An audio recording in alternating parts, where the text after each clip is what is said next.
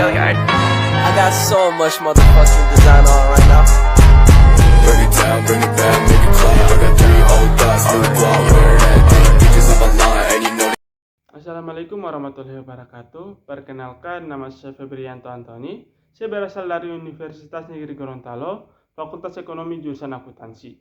Saya dari kelas Akuntansi D. Tujuan saya membuat video ini adalah untuk melengkapi tugas mata kuliah kewarganegaraan dengan dosen pengampu Bapak Kroni Lukum, SPD, MSc. Teman-teman, tahu nggak kira-kira apa sistem ekonomi di Indonesia itu? Di satu sisi negara kita mengizinkan pihak swasta untuk mengelola sumber daya di negara kita, namun di sisi lain negara kita punya BUMN yang merupakan perusahaan milik negara. Jadi kita ini mengenai sistem ekonomi apa ya? Sebelum kita bahas mengenai sistem ekonomi Indonesia, kita pahami dahulu pengertian sistem ekonomi. Sistem ekonomi merupakan cara suatu negara atau pemerintah untuk mengatur dan mengorganisasi segala kegiatan ekonomi. Bentuk-bentuk dari kegiatan ekonomi tersebut adalah produksi, distribusi, dan konsumsi. Jadi sistem ekonomi ini mempunyai sifat yang tidak dapat lepas dari kebijakan pemerintahan dalam mengatur kegiatan perekonomian. Ada 4 jenis sistem ekonomi.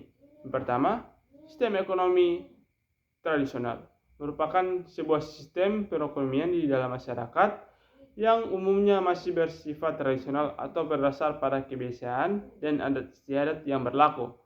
Pada umumnya, bentuk dari kegiatan perekonomian ini adalah penggunaan sistem barter atau penukaran barang. Hal ini dikarenakan masyarakat belum mengenal penggunaan uang. Dan yang kedua adalah sistem ekonomi terpusat. Merupakan sebuah sistem perekonomian yang di mana negara mempunyai andil yang penting dalam kegiatan perekonomian. Sedangkan masyarakat hanya menjalankan peraturan yang ada. Dalam hal ini, campur tangan pemerintahan dalam setiap sektor perekonomian sangat besar. Dan yang ketiga adalah sistem ekonomi liberal. Sistem ekonomi liberal merupakan sebuah sistem perekonomian yang mana negara mempunyai andil yang kecil dalam kegiatan perekonomian. Sedangkan masyarakat mempunyai kebebasan untuk melakukan kegiatan perekonomian. Dalam hal ini, setiap masyarakat memiliki hak untuk melakukan kegiatan ekonomi tanpa campur tangan pemerintah. Dan yang keempat adalah sistem ekonomi campuran. Sistem ekonomi campuran merupakan sebuah sistem perekonomian yang mana antara negara dan swasta sama-sama memiliki hak untuk mengatur perekonomian. Sistem ini dibuat agar terjadinya keseimbangan dalam perekonomian dan untuk menghindari monopoli suatu sumber daya dari masing-masing pihak. Dari beberapa jenis sistem ekonomi di atas dapat disimpulkan bahwa sistem ekonomi di Indonesia identik dengan mengatur sistem ekonomi campuran. Namun sistem ekonomi campuran di Indonesia ternyata memiliki beberapa keunikan dan sistem ekonomi campuran pada umumnya loh. Setiap negara memiliki sistem perekonomian yang berbeda-beda. Hal ini disebabkan setiap negara memiliki ideologi, kondisi masyarakat, kondisi perekonomian, serta kondisi SDA yang berbeda-beda. Sistem ekonomi dapat diartikan sebagai kegiatan produksi, konsumsi, dan distribusi yang bertujuan untuk memenuhi kebutuhan masyarakat. Sedangkan untuk sistem ekonomi Indonesia pada asasnya berdasarkan pada Pancasila dan Undang-Undang Dasar 1945. Hal inilah yang membuat sistem ekonomi Indonesia disebut sebagai sistem ekonomi Pancasila. Karena itulah mengapa sistem ekonomi Indonesia sesuai dengan kelima sila. Nilai yang pertama yaitu adalah ketuhanan. Dalam hal ini nilai agama juga menjadi bagian yang penting dalam sistem ekonomi Indonesia. Sehingga perekonomian tidak boleh menyimpang dari segala bentuk etika yang bertentangan dengan keagamaan atau ketuhanan. Dan yang kedua adalah kemanusiaan. Dalam hal ini, sistem ekonomi Indonesia mengedepankan asas humanis dan menolak segala bentuk eksploitasi alam secara berlebih. Setiap pelaku ekonomi, bagi pemilik modal maupun pekerja, haruslah mendapatkan hak dan kewajiban sesuai tanpa membeda-bedakan. Dan yang ketiga adalah kesatuan. Dalam sistem ekonomi Indonesia, setiap kegiatan ekonomi hendaknya didasarkan pada dasar kesatuan sehingga menghasilkan produk yang bertentangan dengan nilai-nilai yang berlaku di dalam masyarakat. Hasil produksi juga diharapkan bermanfaat bagi seluruh masyarakat Indonesia. Dan yang keempat adalah musyawarah. Bentuk dari kegiatan ekonomi di Indonesia sudah semestinya dijalankan berdasarkan asas-asas musyawarah, sehingga setiap pengambilan sebuah kebijakan ekonomi lebih bijaksana. Dan yang kelima adalah keadilan. Dalam hal ini, segala kegiatan perekonomian dalam sistem ekonomi Indonesia harus dikelola dan dimanfaatkan untuk kepentingan seluruh masyarakat Indonesia.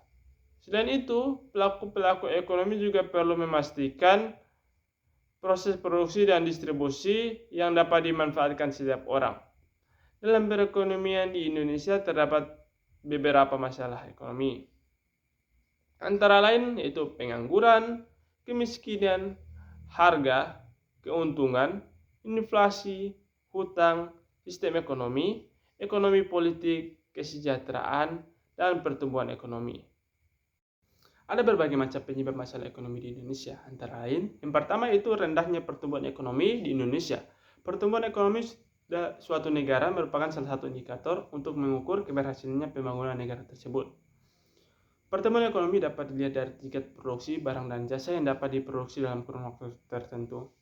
Pertumbuhan ekonomi di negara berkembang seperti Indonesia seringkali terhambat oleh masalah pendanaan dan investasi. Indonesia masih mengandalkan dana investasi asing untuk mendukung kegiatan ekonominya. Lemahnya pertumbuhan ekonomi juga dipengaruhi oleh kenaikan harga minyak dunia. Kenaikan harga minyak dunia disebabkan oleh kelangkaan minyak mentah. Kelangkaan tersebut disebabkan oleh menipisnya cadangan minyak dan hambatannya distribusi minyak. Kenaikan harga minyak menyebabkan harga-harga kebutuhan pokok lainnya juga ikut naik. Akibatnya, daya beli masyarakat menurun dan aktivitas ekonomi masyarakat menurun. Yang kedua adalah kemiskinan. Kemiskinan adalah suatu kondisi di mana masyarakat tidak dapat memenuhi kebutuhan dasarnya. Kebutuhan dasar hidup adalah sandang, pakaian, pendidikan, dan kesehatan. Kemiskinan merupakan akibat dari berkurangnya pendapatan sehari-hari masyarakat. Masyarakat umumnya terpengaruh oleh penurunan daya beli kebutuhan pokok. Akibatnya, masyarakat tidak dapat menjalani kehidupan normalnya, sehingga taraf hidupnya menurun. Kemiskinan merupakan akibat dari berkurangnya pendapatan sehari-hari masyarakat. Masyarakat umumnya terpengaruh oleh penurunan daya beli kebutuhan pokok. Akibatnya, masyarakat tidak dapat menjalani kehidupan normalnya, sehingga taraf hidupnya menurun. Menurut data BPS Maret 2012, jumlah penduduk yang hidup di garis kemiskinan sekitar 29,13 juta atau 11,96%. Jumlah itu 890 lebih sedikit dari tahun sebelumnya. Penurunan angka kemiskinan ditopang oleh penurunan harga komoditas pangan yang sedikit lebih besar dari peran komoditas non-pangan. Yang ketiga adalah pengangguran. Pengangguran disebabkan oleh ketidakseimbangan antara jumlah angkatan kerja dengan jumlah lapangan kerja atau kesempatan kerja. Akibatnya banyak tenaga kerja yang tidak dapat terserap oleh lapangan kerja sehingga terjadinya pengangguran. Menurut Badan Pusat Statistik, total angkatan kerja di Indonesia adalah 120,4 juta pada tahun 2012. Sedangkan jumlah pengangguran pada Februari 2012 adalah 7,61 juta, turun dari 7,7 juta pada tahun sebelumnya. Hal ini diharapkan menjadi indikator yang baik untuk memperbaiki kondisi ketenagakerjaan di Indonesia. Untuk mencapai harapan tersebut, pemerintah perlu menempuh kebijakan di bidang ketenagakerjaan, seperti meningkatkan kualitas tenaga kerja atau sumber daya manusia, menciptakan lapangan kerja, mendorong pertumbuhan investasi dan modal, menyediakan informasi ketenagakerjaan, serta memberikan pelatihan dan keterampilan bagi tenaga kerja. Dan yang keempat adalah kesenjangan penghasilan digunakan masyarakat untuk memenuhi berbagai kebutuhan. Dalam masyarakat untuk memenuhi kebutuhannya, ada kelompok berpenghasilan tinggi dan kelompok berpenghasilan rendah dalam masyarakat. Masyarakat berpenghasilan tinggi dapat memenuhi kebutuhan dasarnya mulai dari kebutuhan primer, sekunder, dan tersier. Pada saat yang sama, masyarakat berpenghasilan rendah tidak dapat memenuhi kebutuhan dasarnya meskipun mereka memiliki kebutuhan yang paling mendasar. Perbedaan kelompok masyarakat dengan pendapatan tertentu memunculkan isu disparitas pendapatan. Oleh karena itu, pemerintah distribusi pendapatan hal ini dilakukan untuk menyeimbangkan kemampuan masyarakat dalam menikmati hasil pembangunan. Selain itu, upaya pemerintah untuk mencapai pemerataan pendapatan bertujuan untuk mengurangi ketimpangan di masyarakat dan kesemburuan sosial. Yang kelima yaitu inflasi. Menurut data BPS, inflasi Indonesia pada tahun 2011 mencapai 3,79%. Inflasi yang terjadi di Indonesia disebabkan oleh tingginya permintaan agregat, sedangkan permintaan barang dan jasa tidak sebanding dengan kapasitas produksi dan peningkatan biaya produksi. Inflasi ditandai dengan kenaikan harga umum barang dan jasa. Hal ini akan menyebabkan penurunan daya beli masyarakat terhadap barang dan jasa. Inflasi berdampak pada lesusnya aktivitas ekonomi, kurangnya kepercayaan masyarakat terhadap kinerja pemerintah, pelemahan rupiah dan ketidakstabilan perekonomian negara. Asal-usul inflasi dapat diklasifikasikan menjadi dua, yaitu inflasi yang didorong oleh permintaan dan inflasi yang didorong oleh biaya. Keenam ada utang luar negeri. Indonesia memiliki utang luar negeri yang sangat besar, lebih dari 100 miliar dolar. Setiap kementerian memiliki utang. Indonesia merupakan negara dengan hutang luar negeri terbesar ketiga di dunia setelah Brazil dan Meksiko. Hutang yang terus menumpuk menyebabkan berbagai masalah ekonomi. Misalnya, nilai rupiah yang terus turun. Utang pemerintah Indonesia harus dilunasi setelah memperhitungkan dengan cermat dan mempertimbangkan situasi keuangan Indonesia. Proses penegakan utang sudah diatur sedemikian rupa sehingga dibuat regulasi agar instansi pemerintah tidak semena-mena dalam menerima utang. Di tengah masa-masa seperti ini, pemerintah seolah-olah terlilit utang untuk menutupi defisit APBN agar dapat terus mencapai pembangunan negara agar perekonomian tetap berfungsi. Selain itu, minat terhadap suku global juga dirilis oleh Indonesia. Meningkatnya minat terhadap suku yang diterbitkan Indonesia merupakan hal yang baik karena berarti banyak investor asing yang percaya dengan perkembangan ekonomi Indonesia. Namun di sisi lain, pemerintah juga harus mampu membayar bunga kepada investor asing tersebut. Utang luar negeri yang seharusnya membantu pemerintah melaksanakan pembangunan menjadi bumerang dan menimbulkan biaya tambahan yang memperlambat pertumbuhan negara.